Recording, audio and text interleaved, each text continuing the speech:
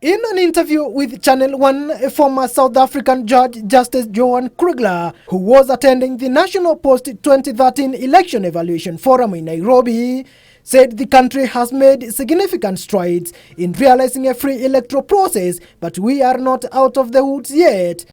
The changes in the constitution, the changes in the legislation, the changes in the format of the electoral process, the refurbishment of the judiciary, all of these have been very, very valuable and important steps forward. But that doesn't mean that there isn't a long way to go yet.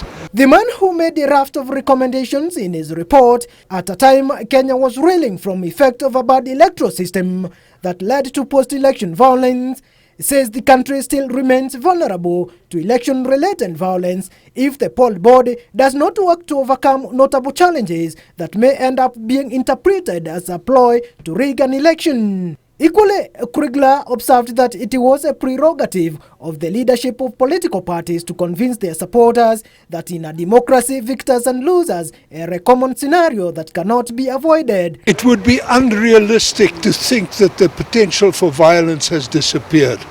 It has been here for a long time. It is still here. There is still keen competition on along ethnic lines. And as long as there is passion and there is keen competition and an attitude of winner take all, you always have the potential for violence. Kriegler also cautioned against the staggering of election, admitting that IBC managed the last general election with minor anomalies, which can be handled in future instead of subjecting the nation into several expensive and time-consuming exercises. You've managed reasonably well once.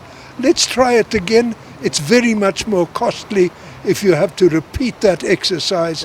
It didn't work that badly. Let's give them another chance or two. I think you're going to get to it being done very smoothly. Biometric voting system was a major failure by the IEBC in the 2013 general election, a failure attributed to lack of enough time to train and test the kit before the election. George Kithuka for Channel 1 News.